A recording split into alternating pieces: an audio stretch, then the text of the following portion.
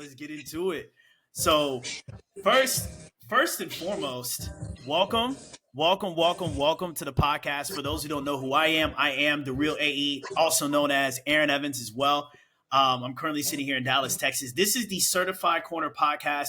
For those who do not understand what this podcast is truly about, it's about personal development, it's about mindset, and it's how we as people are organically moving through life. I'm a person that I don't like listening to the superficial. I'm not that kind of guy who sets up my camera and just does stuff around the house for likes. I am a true, authentic person because personal development is way deeper than the books. It's way deeper than YouTube. It's actual work. It's actually putting steps in the field to make sure that you're living your best life. And somebody who is doing that consistently and constantly is my girl Rosie. She is out there in the NC area currently that she's in the gym. But I just want to give a quick edification for her before we go to begin. I met her one time. I met her in Monterrey, Mexico, at a convention that we did. And the crazy thing about her aura, it wasn't the fact that I met her. And Dallas. And in Dallas. So I want to give a little context about Mexico, though, which was really different. Because when we were in Mexico, it wasn't the fact that me and her had a conversation. It's the fact that everybody around her was highlighting her accomplishments and her growth to a level that I had to immediately say, I have to interview her. There's something that she carries to her, that there's something that she carries in her spirit. So the fact that everybody's talking about her, I'm like, well, who is this person really? So today we have Ms. Rosie as a part of our guest for the Certified Corner podcast. How are you? How's life? I'm amazing, blessed, and highly favored. Thank you so much for having me on the podcast. I'm really excited to be here. I'm really excited to share a piece of my heart and just shine some light on the personal development and how the game goes, really. No, exactly. So let's just get right into it. Like I said, this is about personal development, but if you don't mind giving a quick background, where you came from, where you at now, just a little quick, about 2 to 3 minute spiel about yourself, so at least the audience can get to know you a little bit more, and then we'll dive right into it. Yeah, for sure. So my name is Rosie Peralta. I'm 33 years young. A little bit about my background. I was born in Toronto, Canada. However, my parents are immigrants from the Dominican Republic. So at home we spoke Spanish, and in school I learned English, and I'm just a mutt. Canadian Dominican. Now I reside in Charlotte, North Carolina. I've been here for about 22 years. So it's my city. It's my second home away from home. A little bit about me. Where do I start? So I'm a second generation entrepreneur. My parents teach personal development. So I was raised in a household where can't was not a word that we could use. And oh no, you're good. And with that being said, we always learned really quickly that the power of the tongue is real. Like in my household, that was something that was preached. So I was I was like incubated at a very young age into personal development, which is very rare. So I consider myself a unicorn, to be honest with you, because I wasn't raised with two parents that go to work from Monday through Friday, 8 to 5. I got to see the real entrepreneur grind every day. We were the kids running the show in the back, in the meetings, in the seminars, conferences. So I got to learn about business at a really, really young age. With that being said, fast forward to my adulthood. I did what everyone else did. I graduated high school, and instead of going to college, I decided to go to work. So the ones that didn't go to college, what did we do? We went to work. So that's what I did. I ended up working Monday through Friday, 8 to 5. That journey lasted 8 years before I was presented with my all-time dream of cheering for the Charlotte Hornets for the NBA. So I did that for 3 years. I had a very active lifestyle. at the age of like 20. I want to say I started when I was 21, and then I ended up retiring at like 23, 24. So it was 3 short years, but I ended up being on the all-star team. So my mindset, I was already destined for greatness at such a young age that's just how I walked. That's just how I talked. That's just how I moved. And I always surrounded myself around those kind of people because I never wanted to be the average girl. I never wanted to be taken care of. Believe it or not, the fairy tale has always been there till this day, get married, have kids, have a family. But I always wanted to bring something to the table. So I got into my own MLM journey with a different company. I had a great run, and then crisis happened in my family. So I learned at the age of 24 that when crisis hits, you're never prepared for a crisis. So my mom getting sick with stage 5 kidney failure really showed me that money is not everything. Lifestyle is not everything. However, I'm so blessed to have 2 parents that are entrepreneurs because we didn't have to ask for government help. My parents were able to get the best of the best doctors, the best of the best surgeons, the best of the best hospitals. We already had the crisis fund before the crisis actually happened. So my dad did not panic. We did not panic. We just knew that we had to get her in the best hands. So that process lasted like 2 years. And then COVID, imagine 2019 to 2020, COVID hits.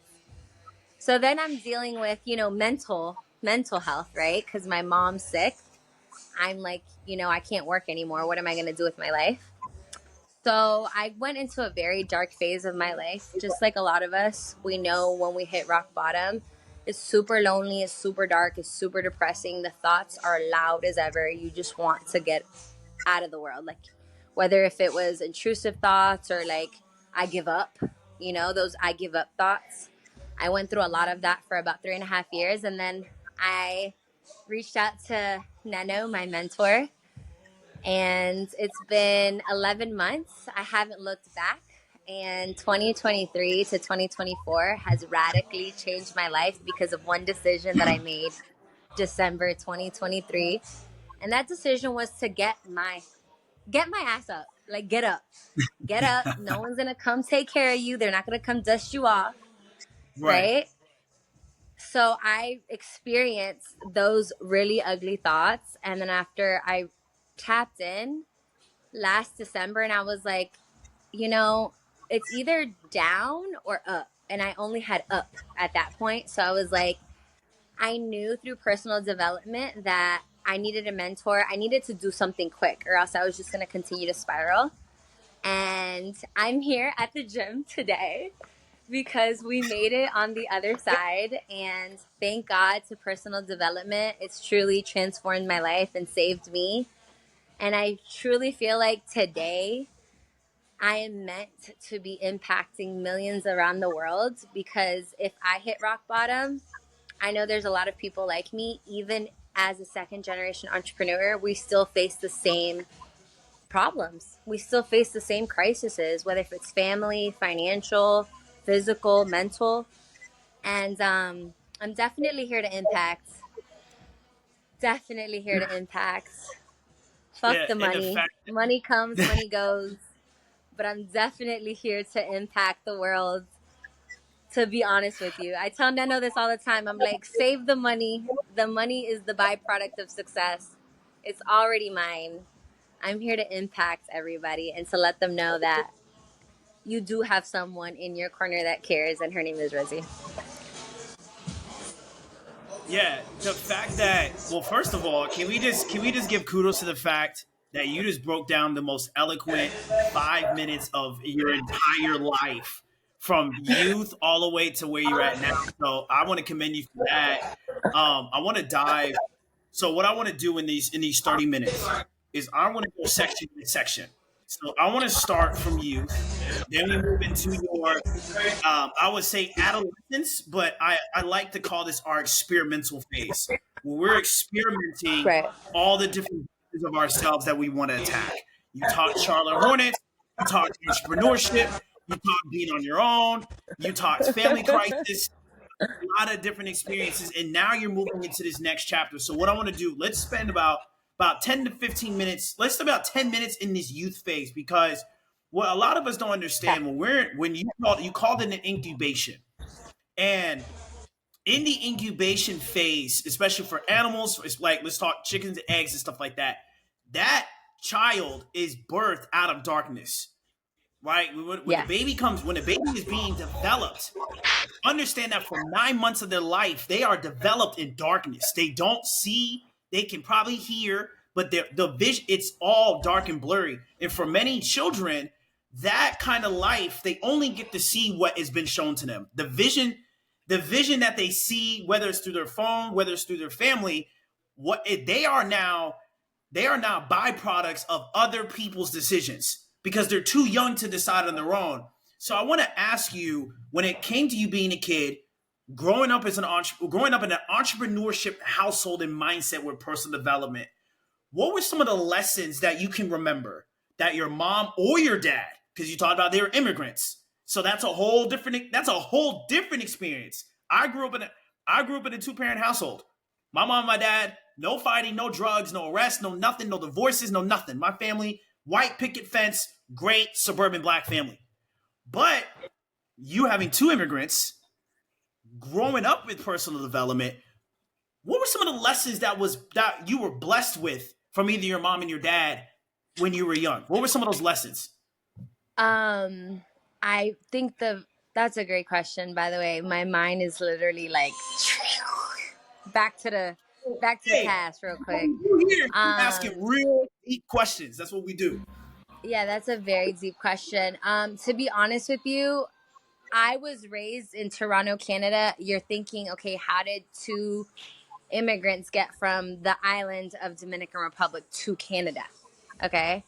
So my dad did the venture, the voyage to New York, and in the 80s, you have to remember that there was a epidemic of like crackheads and like the crack industry.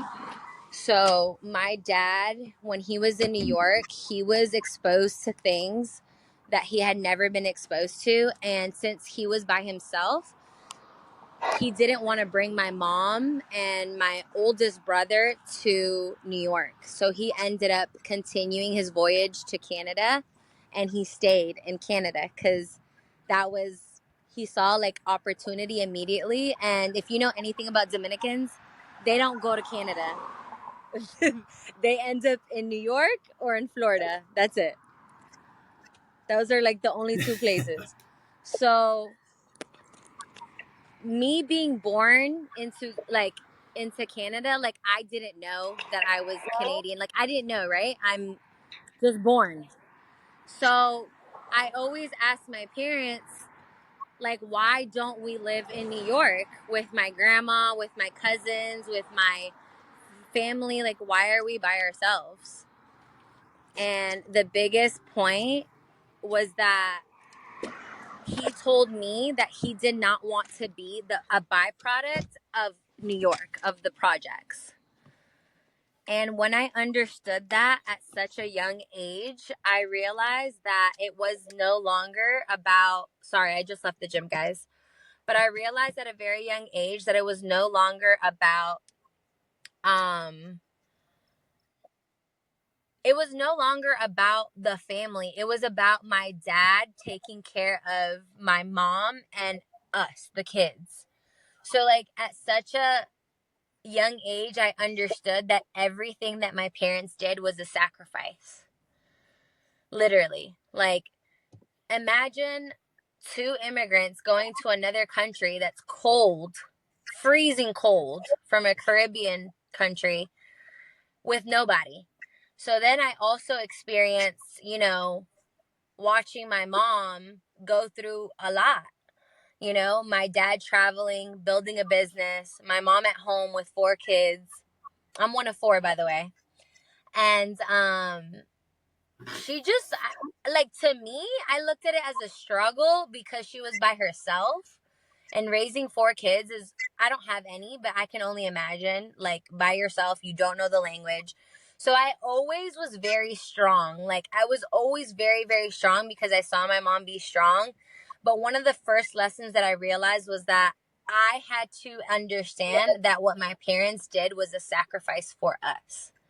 So they never, ever, ever made it like we don't like the family, or your family's negative, or they're toxic. Like, my parents never talked bad about my family. What it was if we would have stayed in New York, we would have ended up in the projects. Y'all would have been who knows where. Because you already know how that works, right? You end up in New York, you end up in the projects, you end up the same generational routine, right?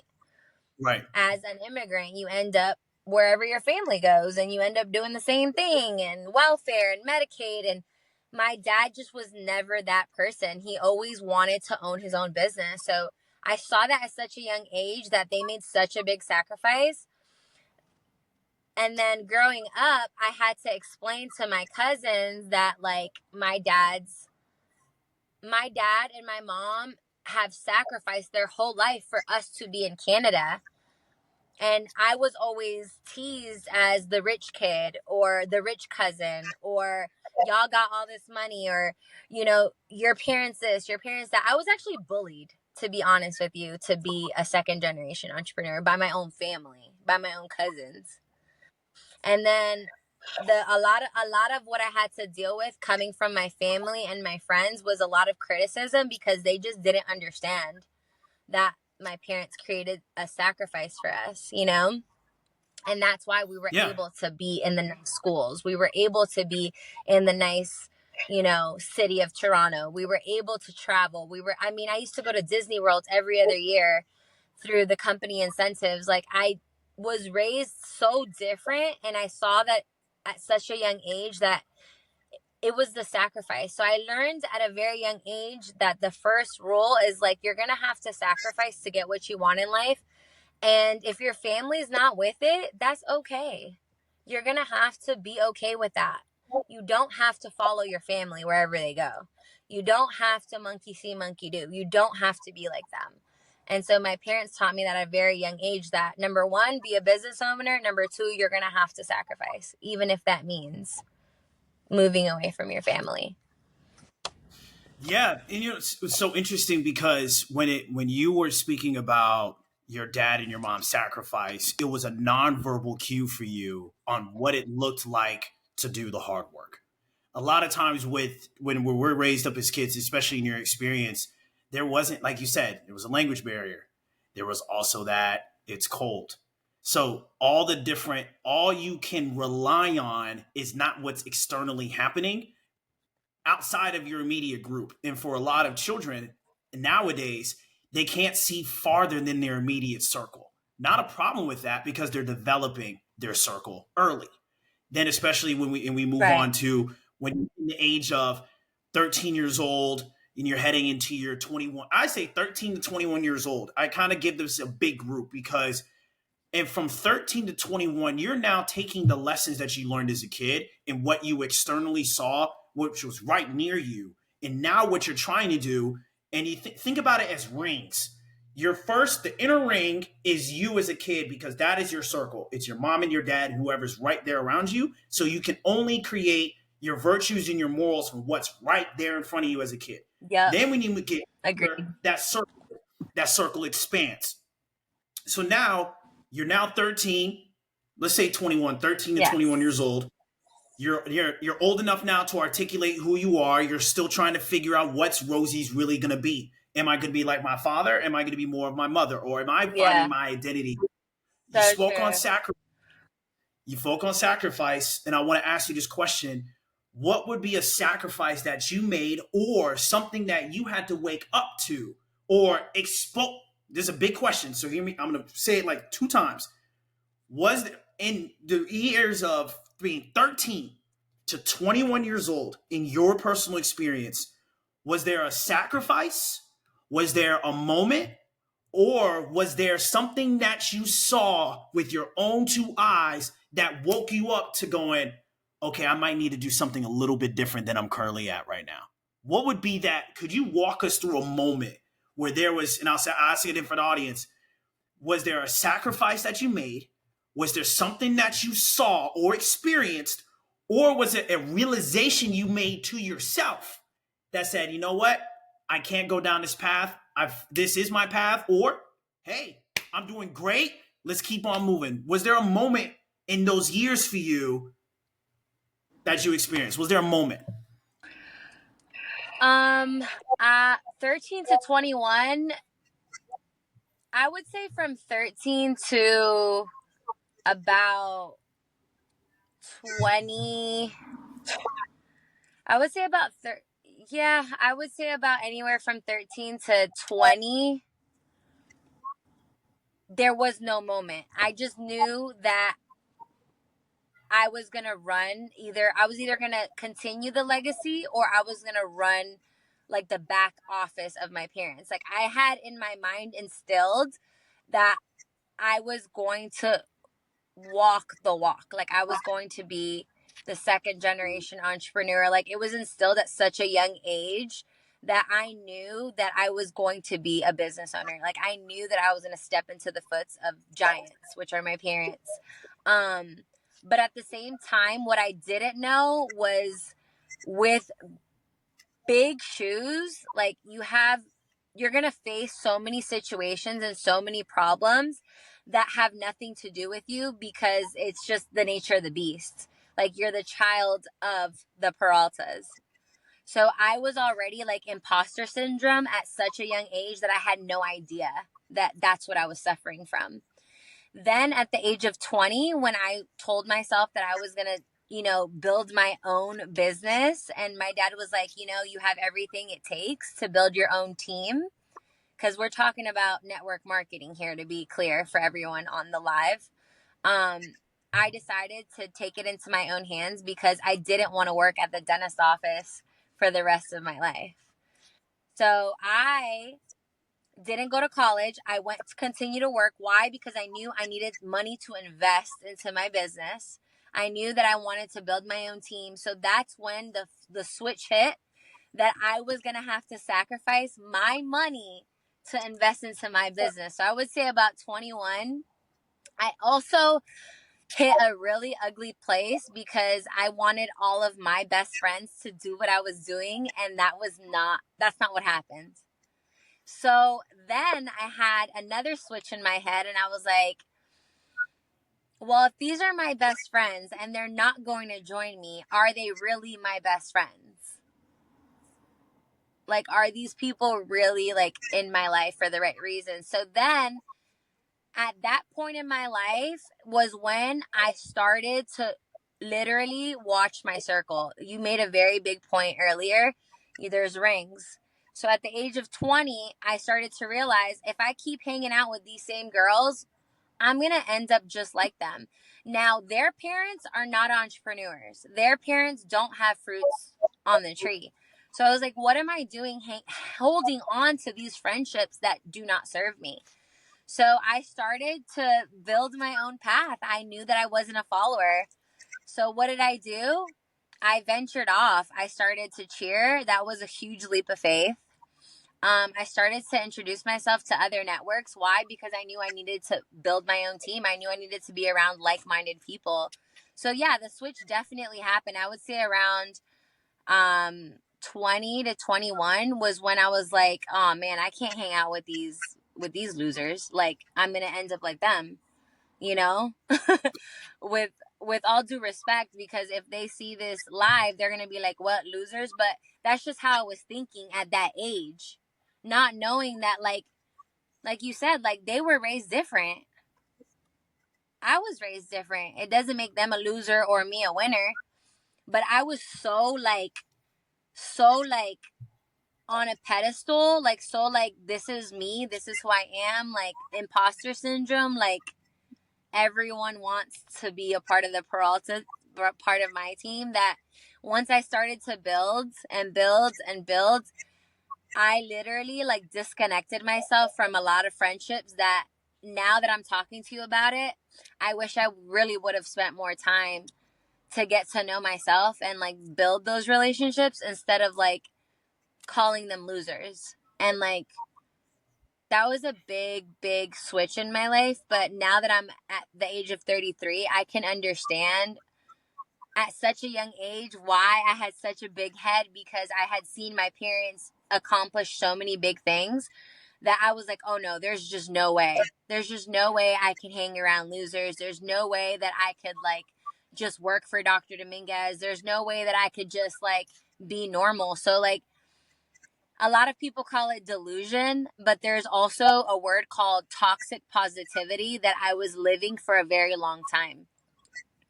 I wasn't confronting my emotions. I wasn't confronting my demons. I wasn't confronting my emotional intelligence, you know?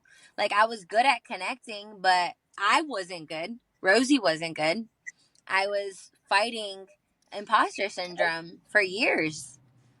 But to Wow. answer your question, at that age, between 13 and 20, I knew that I was like, my life was set. I knew that I was going to walk into business. I knew that I was going to literally like be a boss. But at the age of 20, 21 was when I made the switch, was like, I really cannot hang out with these same girls, and I really cannot hang out with the same people because they don't have what I want. So I learned how to go left. And I know that sounds crazy, but I was the one that went left. I was the one that was like, I'm going to try this. I'm going to try that. I'm going to do this. I'm going to do that.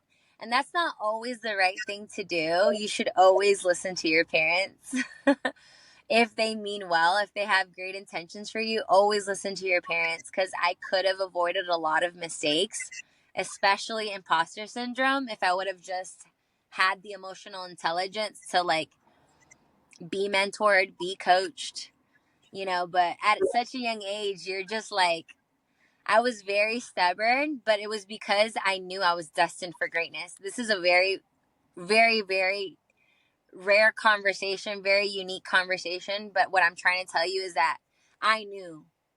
I just wasn't, I just didn't know that I knew, because I wasn't listening to my parents. I wasn't allowing them to mentor me. I was just looking at them as mom and dad. And then I started to mentor myself and like cut off people from my life. But it was because I got caught up in the lifestyle. I wanted the finer things in life. I wanted the luxury. I wanted the cars. I wanted the money. I wanted all of that. And I told myself, you know, whoever I'm around, if y'all don't got it, like, what am I doing? Like, you guys are losers. But now that I'm looking, you know, hindsight is 2020. Like, success is so different for so many people that I literally counted out a lot of people in my life at such a young age. But it was because I was so stubborn, if that answers your question.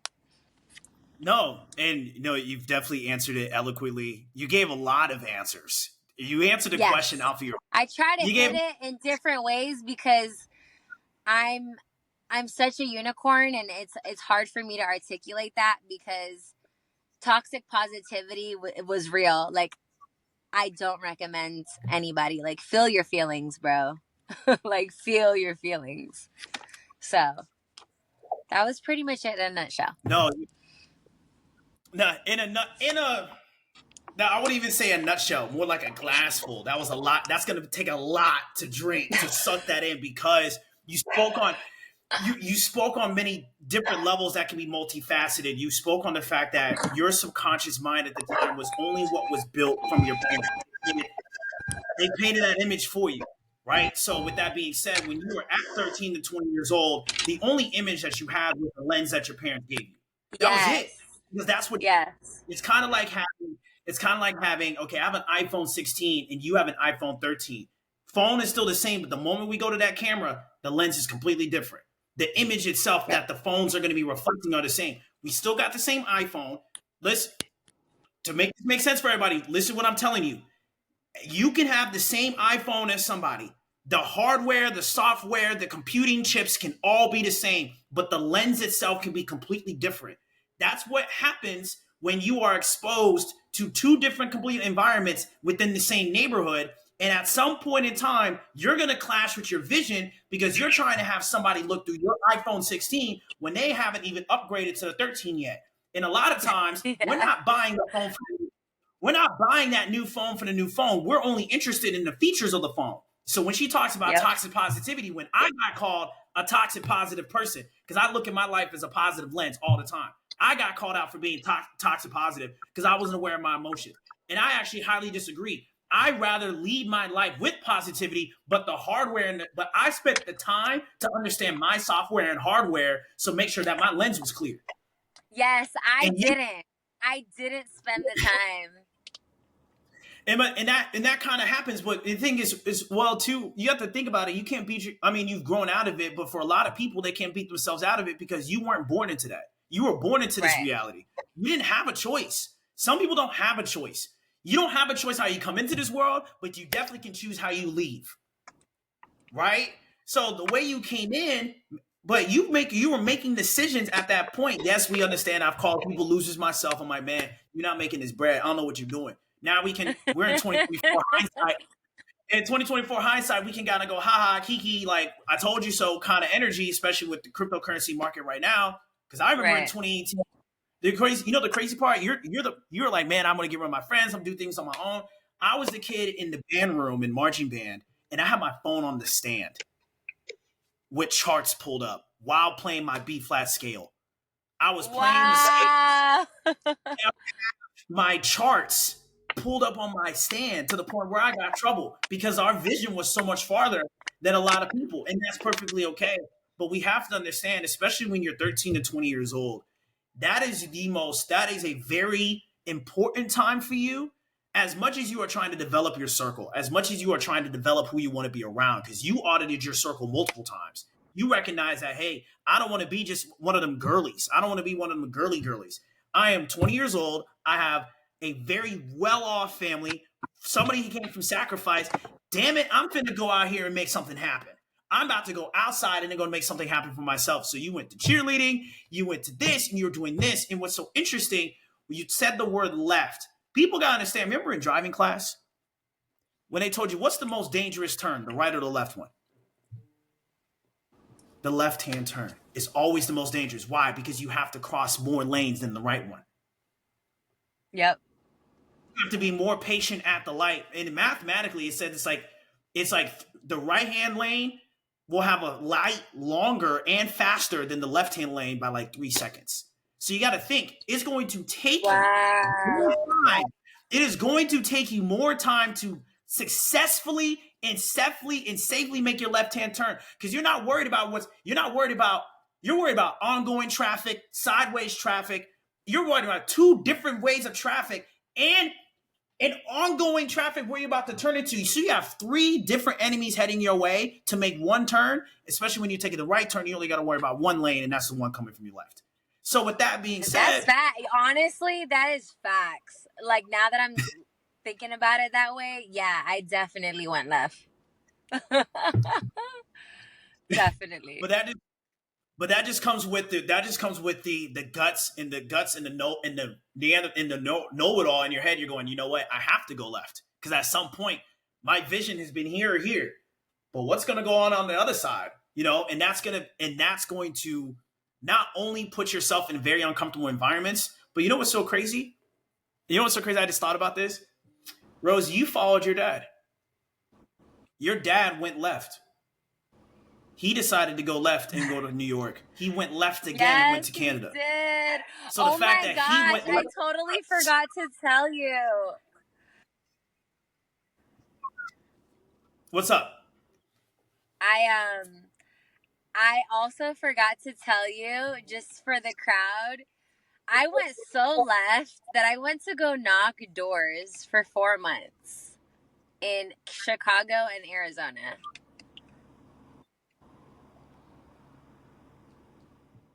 I Let me left guess, that was it out, B. solar? Pest control. Okay. That works. I know I did door-to-door sales. Oh god. Solar. What else did I do? I didn't do door-to-door. I did my first network marketing when it was Amway in college. I I only didn't did door-to-door pest for control. I that. only did pest control.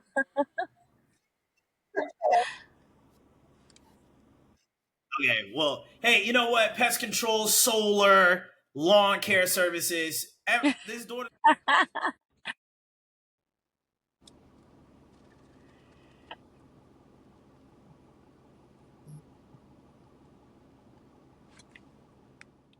I can't see you. Can you see me?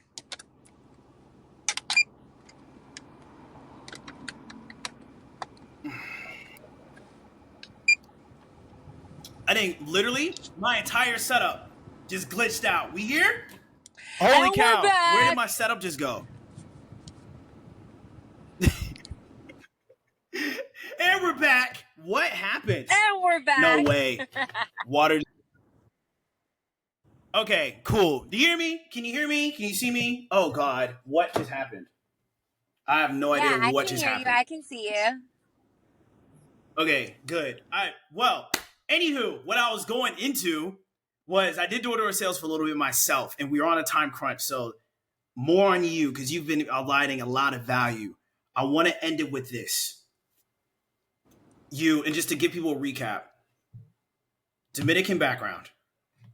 Father took multiple left turns to make sure he got to Toronto. Had your mom and your four brothers up there. Getting ridiculed by your family because being entrepreneurs. You decided to follow your father's footsteps and take another left hand turn in your life. That took you to cheer. That took you down a path of dealing with trauma when it came to your mom in the stage 5 cancer. You didn't speak on your brothers too much, but you didn't speak on the rest of your family too much. But I can understand that there was probably moments in your adulthood now where there was a lot of revelation with yourself, your relationship with God, because I know you're diving deep into that. There was also revelation within your family because they're saying, "Hey, wow, Rosie, you're doing these things. You're still doing these things." My last question for you, because we're about to get on this amazing masterclass that we're both going to tap into. How do you now mentally make the best decisions for yourself? How do you do that? Because of all the things that you've seen, all the places you have been, all the people you have met, and all the nights you've cried to yourself, because I bet you probably have, because we all have. The nights you've cried to Definitely. yourself, the nights that you were in a dark room, the nights you felt like you couldn't eat, the nights that you felt like everything is going to end, but yet you're still here. You're at the gym. You're in your 30s, which I didn't even know. I thought you were my age. I thought you were. I literally thought you Nobody were my age. knows. No. Well, and you know what, and that's perfectly okay because you represent yourself at that point. That age does not equate to the amount of wisdom that you carry. So to give the ladies and the fellas something to sit on when they watch this full thing out, what would be something that you want the audience to sit with now that you've made it to this point in your life? What would be that thing you want them to sit on? Yeah, so to be honest with you, the question was, how do I now? What was the question?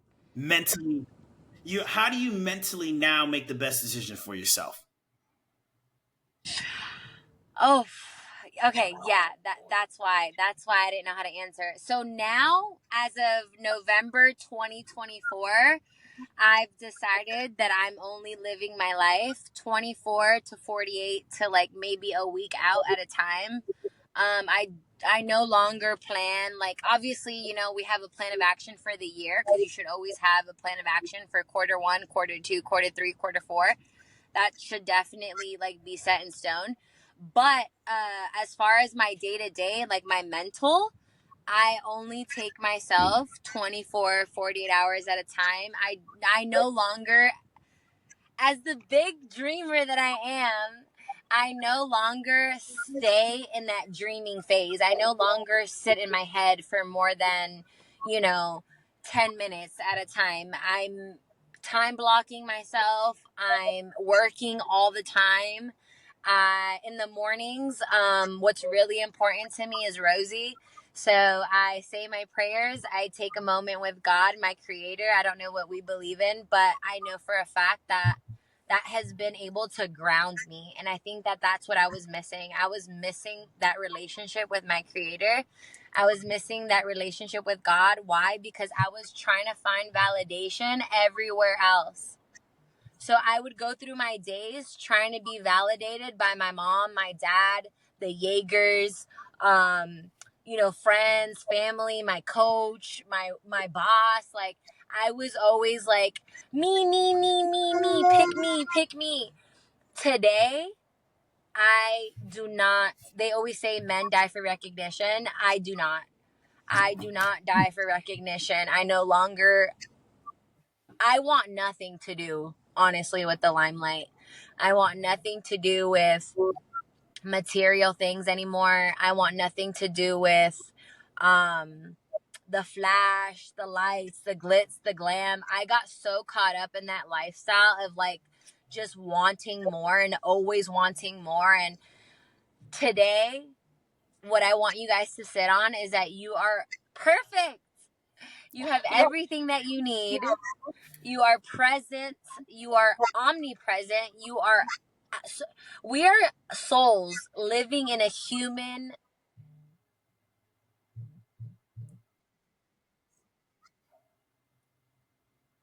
Um, Live your life every day as if it's your last day. So what does that mean? Be present at all times. At all times, be present. So if that means 24 to 48 hours, just stay 24 to 48 hours. Stay present. Why? Because you miss everything else in life. And then you start to complain. You start to, oh my God, why is this happening to me? Oh my God, I haven't reached my goals. Oh my God, my bills are due. Like, you literally go crazy. Like, you will go crazy. And that's where I was at. And now today, I have been saved. I've surrendered all of my worries. I've surrendered all of my heart's desires. I have an amazing relationship with God now. Why? Because I have invested. I invest every single morning into myself, into my God, into my prayer, into meditating. And the gold nugget is to stay present. If you don't stay present, what happens? You get trapped in your mind, in your thoughts. And let me tell you something, it's a warfare out here. So if you're not thinking positive, what's going to happen? If you're not listening to positive, what's going to happen? If you're not seeing positive, what's going to happen? If you're not speaking positive, what's going to happen? Negative. Literally the opposite. Why? Because just like weeds in the grass, they grow, negative thoughts grow by themselves. You don't need to water negative thoughts. You don't need to nurture negative thoughts. Like, it comes to fruition. So what have I had to do the past 11 months? I've had to fight myself. I've had to fight those thoughts. I've had to fight all those habits of like, and those self-limiting beliefs. Why? Because I was not tapped into my creator. I wasn't tapped in, family. I was literally on earth, like, I don't know, without a GPS, to be honest with you. Mm-hmm. With a compensation plan. Let's just put it like that. I was living earth with a compensation plan. Not knowing that my source is God. My source is not the compensation plan. My source is not an accomplishment. My source is not none of that, you know? So today and age, like, I can truly say that I'm the happiest that I've ever been. My bank account is the fattest that it's ever been. My crypto portfolio is all the way up. My mentors are servant leaders. My team, we got E on the call right now. This is a real connection. This isn't fake, you know? So all I have to say to everyone out there is stay present, family. Stop worrying about yesterday. It's gone. And leave the future in God's hands. I love you guys so much. Ah, look at that. Well, I'm going to end it right there. Rossy, you are God sent. Thank you so much. Even with the technical issue, you have sped so many gems, so much value. And you were busy. I know yourself. I held you up at the gym. Thank you so much for your time today. We're definitely going to chop it up You're soon. good. We got to run this back. Next Oh, Tuesday. Next Tuesday. oh, oh, she said run it back again. You know what? We'll run a Let's run part it two. back. Let's run it back. Awesome. Awesome. Awesome. Rosie, thank you so much for your time. If you guys have enjoyed the podcast, this is the Certified Corner, your boy, The Real AE, because there's only one me. Let's get it. Gang. Ah, Bye, guys. yeah. That was, I'm a tweak and do little edits, but